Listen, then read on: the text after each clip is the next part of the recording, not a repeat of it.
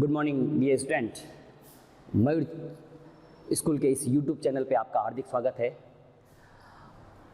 आज जो अपना टॉपिक है class 10th English medium chapter genetics अपना चल ही रहा है, चैप्टर नंबर 3, उसका ये 4th वीडियो है। अपना जो टॉपिक है that is Mendelian genetics. Mendel के जो डिफरेंट प्रोसेस है अपने जो 10th सिलेबस के अंदर RBSc के अंदर there are 2 crosses, one is monohybrid cross and another is dihybrid cross. Today we starts monohybrid cross. ध्यान से देखना, monohybrid cross is what? Today we start the monohybrid cross. Monohybrid cross. In previous videos we discussed about the monohybrid cross. Again I repeat here that what is the monohybrid cross? A cross in which we study the inheritance of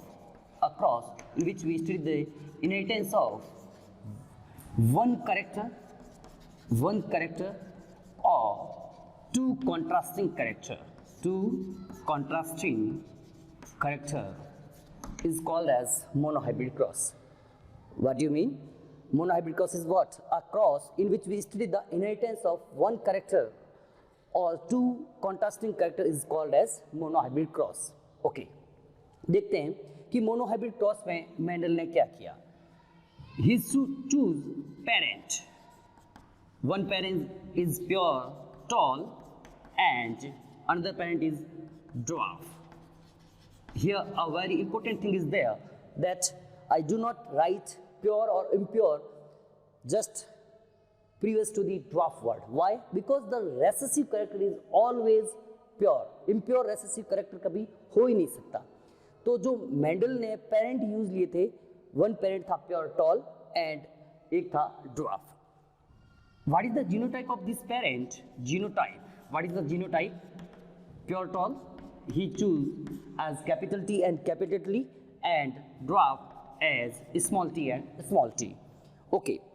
Here we make the gamete, capital T capital, so here capital T is gamete and here small t is a gamete. Then in both parent cross pollination occurs, by which he obtained impure tall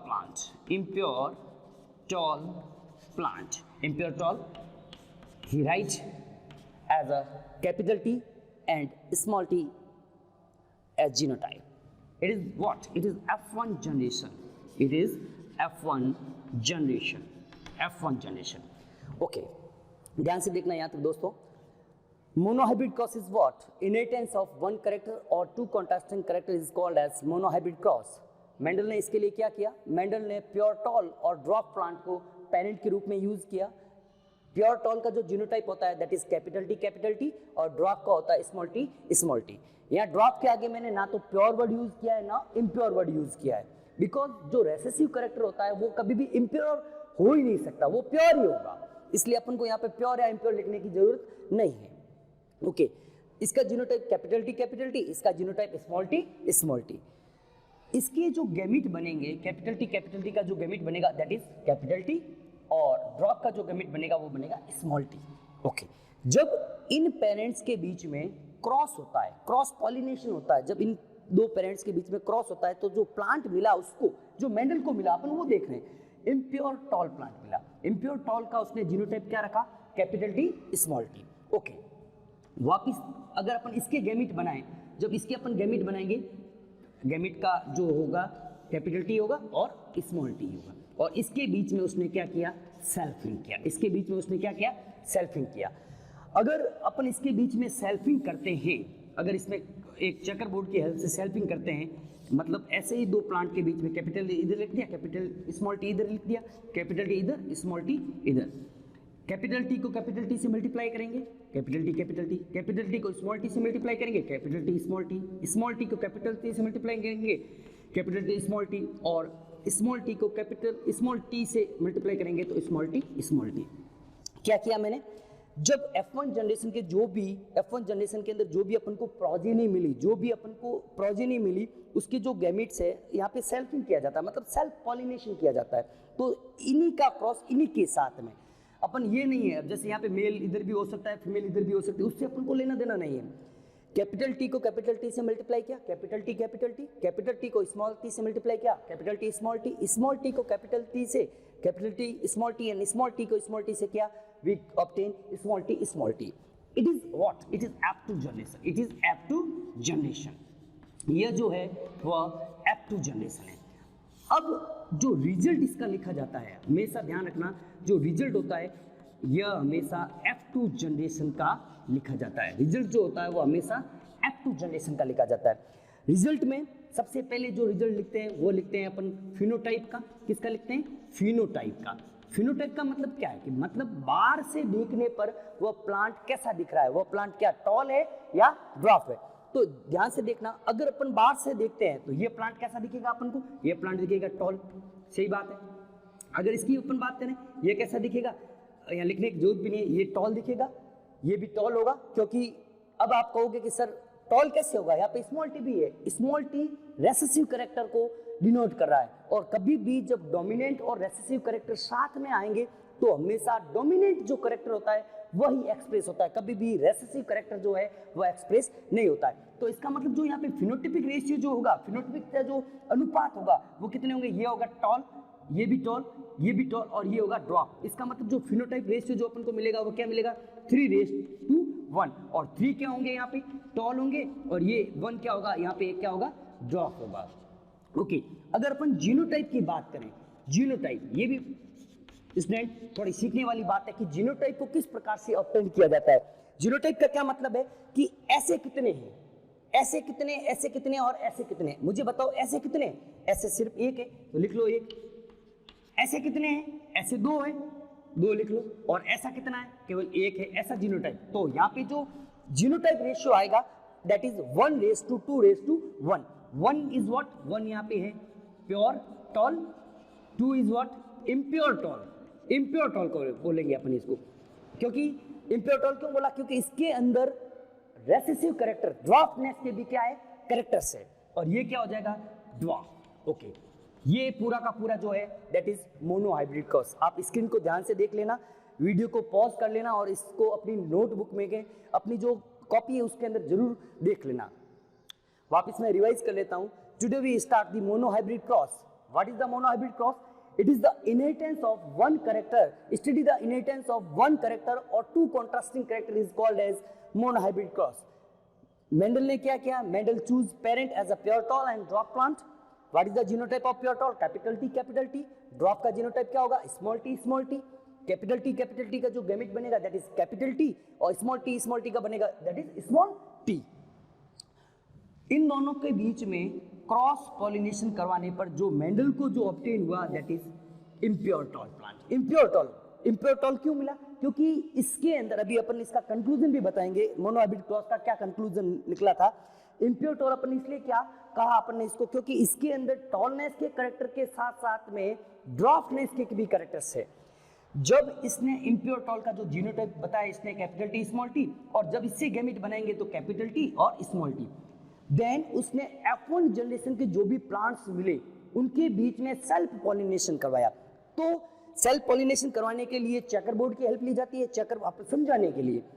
तो किसी एक parent को इधर लिख दिया जाता है, दूसरे पेरेंट को इधर लिख दिया, किसी को भी, इसमें मेल फीमेल का कोई अपन को लेना देना नहीं है। जब इनको इनसे क्रॉस करते हैं तो जो F2 जनरेशन के अंदर रिजल्ट जो इनको मिले वो क्या थे? फिनोटाइपिक रेशियो था 3:1, जिसमें 3 थे टॉल, 1 था ड्वार्फ। कभी भी फिनोटाइप के अंदर प्योर और इम्प्योर नहीं लिखा जाता है। जीनोटाइप के अंदर 1:2:1, 1 क्या थे प्योर टॉल, 2 क्या थे इम्प्योर टॉल, एंड 1 था ड्वार्फ। तो आई थिंक आप लोगों को समझ में आ गया होगा।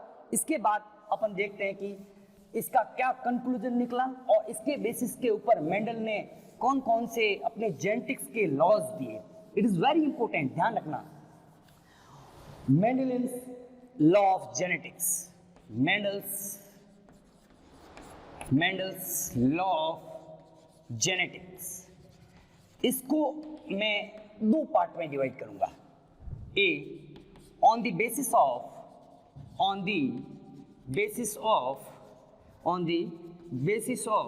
Monohybrid cross, on the basis of monohybrid cross, monohybrid cross के बेसिस के ऊपर। देखना मोनोहाइब्रिड क्रॉस का सबसे जो बड़ा कंक्लूजन था, आई थिंक जो था कंक्लूजन था वह यही था कि F1 generation is always heterozygous in condition, मतलब F1 जनरेशन जो होती है वह हमेशा हेट्रोजाइगस कंडीशन के अंदर होती है। It is very important conclusion of monohybrid cross. क्या इसका कंक्लूजन क्या है कि जो F1 जनरेशन है दैट इज ऑलवेज हेट्रोजाइगस। मतलब क्या है कि F1 जनरेशन के अंदर दोनों ही पेरेंट्स के, F1 जनरेशन के अंदर दोनों ही पेरेंट्स के क्या होते हैं, करेक्टर्स अवेलेबल होते हैं। इसके बेसिस के ऊपर, मोनोहाइब्रिड क्रॉस के बेसिस के ऊपर मेंडल ने 2 लॉ दिए थे, ध्यान रखना। अब यहाँ पे दोस्तों बोर्ड में आपको अगर ये पूछा जाता है कि right the law of genetics based on the monohybrid cross, तो अपन को 2 लॉज लिखने हैं, 2 लॉ लिखने हैं अपन को, 2 लॉज को अपन का आंसर देना है। कौन कौन से वो अपन अभी डिस्कस करेंगे। बट अगर क्वेश्चन में ये पूछा जाता है right the Mendelian law of genetics, तो उसके बेसिस के ऊपर टोटल अपन को 3 लॉज देने हैं, क्योंकि अपन को 2 क्रॉस पढ़ने हैं, एक तो मोनोहाइब्रिड क्रॉस, एक डाइहाइब्रिड क्रॉस। मोनोहाइब्रिड क्रॉस के ऊपर 2 लॉज दिए गए थे और डाइहाइब्रिड क्रॉस के ऊपर 1 लॉ दिया गया था। ओके, यहाँ पे देखते हैं कि मोनोहाइब्रिड क्रॉस के ऊपर बेसिस पर, उसके रिजल्ट के बेसिस के ऊपर मेंडल्स ने कौन कौन से लॉज दिए। फर्स्ट लॉ था law of dominance. First law क्या था, law of dominance, law of dominance. Okay, law of dominance क्या कहता है, देखना ध्यान से सुनना। अपन बिल्कुल हिंदी और इंग्लिश दोनों में साथ साथ चलेंगे, अपन को वर्ड समझने हैं, समझना आना चाहिए। Language does not matter, matter जो है वो रियली में आपको समझ में आना चाहिए। लॉ ऑफ डोमिनेंस क्या कहता है, ये क्या कहता है, इसका जो फर्स्ट पॉइंट था ये था कि F1 generation is always heterozygous. F1 generation जो है it is present in heterozygous condition always. इसका सेकंड जो पॉइंट था वो क्या था कि द करेक्टर्स, वह characters, the character which express, मतलब express, which express itself in F1 generation is called as dominant character, and the character which do not express itself in F1 generation do not express is called as recessive character, What I say, I repeat, law of dominance on the basis of monohybrid cross, that the F1 generation is always heterozygous in condition, and the character, ध्यान से सुनना, the character which express itself in F1 generation is called as dominant character, and the character which do not express itself due to the dominant character is called as recessive character, and it is called as law of dominance. Okay, ध्यान से समझना कि वह character जो F1 generation में, वह character जो F1 generation में अपने आप को एक्सप्रेस नहीं करता है, उसे अपन लोग क्या बोलते हैं, डोमिनेंट करेक्टर बोलते हैं। उसे क्या बोलेंगे अपन लोग, डोमिनेंट करेक्टर। और वह करेक्टर जो F1 जनरेशन में अपने आप को एक्सप्रेस नहीं करता, उसे अपन लोग क्या बोलेंगे, recessive character, and it is called as law of dominance. I think आप लोगों को समझ में आ गया होगा। हालांकि इसके एक्सेप्शन अपने सिलेबस में नहीं है, लेकिन थोड़ी सी नॉलेज मैं सिर्फ नेम के बेसिस पे दूंगा। इसके जो एक्सेप्शन है that is, one is incomplete dominance and another is को डोमिनेंस। अभी आपको 10th लेवल तक केवल और केवल इनके नाम याद रखने हैं, वो भी आरबीएससी ने अपने जो टेक्स्ट बुक है उसके अंदर मेंशन नहीं किए, फिर भी मैं यहाँ पे आपको बता देता हूँ। तो ध्यान से देखना वापस कि ऐसे कैरेक्टर्स जो F1 जनरेशन में एक्सप्रेस नहीं होते हैं उसे अपन लोग डोमिनेंट कैरेक्टर बोलते हैं, और ऐसे कैरेक्टर्स जो F1 जनरेशन के अंदर, ऐसे कैरेक्टर जो F1 जनरेशन के अंदर एक्सप्रेस होते हैं उन्हें अपन लोग बोलेंगे डोमिनेंट कैरेक्टर, और ऐसे कैरेक्टर जो F1 जनरेशन के अंदर एक्सप्रेस नहीं होते उन्हें अपन लोग क्या बोलेंगे, रेसेसिव कैरेक्टर्स बोलेंगे। इसका जो अपवाद है, इसका जो एक्सेप्शन है that is incomplete dominance as well as codominance. Okay, अपन ने क्या कहा कि on the basis of monohybrid cross, Mendel gives 2 laws. First law of dominance, another law is what, another law की अगर अपन बात करें, सेकंड लॉ की अगर अपन बात करें, that is called as law of segregation. क्या नाम था उसका? Law of segregation, law of segregation, और we can also call it law of purity of gametes, purity of gamete, law of purity of gamete. देखना दोस्तों ये law क्या कहता है, law of segregation. Segregation again मैं वही कहूंगा कि biology is the game of words, अपन को वर्ड्स का ध्यान रखना है। सेग्रीगेशन का मतलब क्या होता है? सेपरेट होना, अलग अलग होना। ये भी अपन बाद में डिस्कस करते हैं, अलग अलग होना। ये लॉ क्या कहता है कि सपोज मैं कह रहा हूं यह एक जीन है, जीन के दो एलील है, एक है कैपिटल टी और एक है स्मॉल टी। एक जीन के क्या है? दो एलील है, एक है कैपिटल टी, एक है स्मॉल टी। मेंडल ने क्या कहा कि व्हेन गैमेट्स आर फॉर्म्ड, मैं कह रहा हूं इससे मैं एक गैमेट बना रहा हूं, ये एक गैमेट बन गया और ये बन गया दूसरा गैमेट, कि when gametes are formed the alleles of a same gene, alleles of same gene separate to each other. मतलब एक ही जीन के दोनों एलील क्या हो जाएंगे? अलग अलग हो जाएंगे और अलग अलग होकर अपने अपने गैमेट्स के अंदर प्रवेश कर जाएंगे। हिंदी में समझाता हूं पहले ध्यान से, ये थोड़ा कॉम्प्लिकेटेड लग सकता है 10th लेवल पे, लेकिन डरना नहीं है। क्या कहा? सेग्रीगेशन का मतलब होता है सेपरेट होना। सेपरेट क्या है? सेपरेट होना। सेपरेट मतलब अलग अलग होना, कि व्हेन गैमेट्स आर फॉर्म्ड, जब गैमेट्स का फॉर्मेशन होता है तो एक ही जीन के दोनों एलील, ये दो एलील है, एक ही जीन के दोनों एलील एक दूसरे से अलग अलग हो जाते हैं।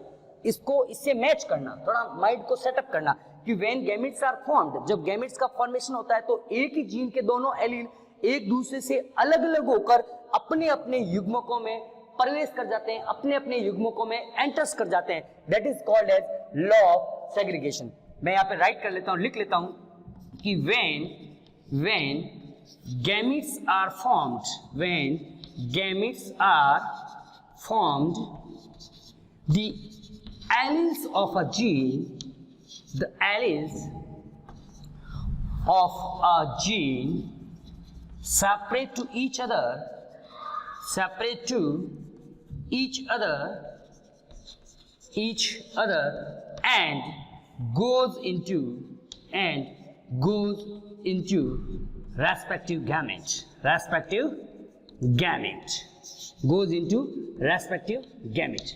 It is called as law of segregation, कि व्हेन गैमेट्स आर फॉर्म्ड, जब गैमेट का फॉर्मेशन होता है तो एक ही जीन के दोनों एलील एक दूसरे से अलग अलग होकर अपने अपने गैमेट्स के अंदर एंटर्स कर जाते हैं। अब इसी को अपन समझते हैं कि law of purity of gametes क्या कहा है। देखना बेटा, जब इससे गैमेट का फॉर्मेशन हो रहा है, ये एक गैमेट है, ये एक गैमेट है, तो मुझे बताओ क्या इस गैमेट में, ये गैमेट किसके लिए है? टॉलनेस के लिए। इस गैमेट के अंदर क्या ड्रॉपनेस की इंप्योरिटीज है क्या? आई थिंक समझ में आ गया होगा। नहीं। इस गैमेट को देखो ध्यान से, क्या ये गैमेट किसके लिए? The gamete is responsible for dwarfness. तो इस ड्रॉपनेस के गैमेट की जो कैरेक्टर है, इसके अंदर क्या टॉलनेस के कैरेक्टर है क्या? नहीं। Biology is the game of words, law of purity of gametes. each gamete is pure for their character, is called as law of purity of gametes. कभी भी कोई भी गैमेट इम्प्योर नहीं होगा, उसके अंदर केवल उसी के ही कैरेक्टर्स होंगे, उसके अंदर किसी भी प्रकार की कोई इम्प्योरिटीज देखने को नहीं मिलेगी। That is called as law of purity of gametes and it is universal truth. It is universal truth. इसके अंदर किसी भी प्रकार का कोई भी अपवाद या कोई भी एक्सेप्शन देखने को नहीं मिलता। ध्यान से देखना, थोड़ा वापस रिवाइज कर देता हूं। लॉ ऑफ सेग्रीगेशन या law of purity of gametes, कि व्हेन गैमेट्स आर फॉर्म्ड, जब इस जीनोटाइप से गैमेट का फॉर्मेशन होता है तो alleles of a same gene separate to each other and enters into the respective gamete. It is called as law of segregation and each gamete is pure for their character. Each gamete is pure for their character is called as law of purity of gametes. There is no any exception are available on universe of this law. Okay, thank you very much दोस्तों. Next अपन जो है next class के अंदर dihybrid cross और उसके बाद उसके basis के ऊपर जो भी लॉ दिया गया था जेनेटिक्स का उसको अपन स्टडी करेंगे. Thank you very much. Okay.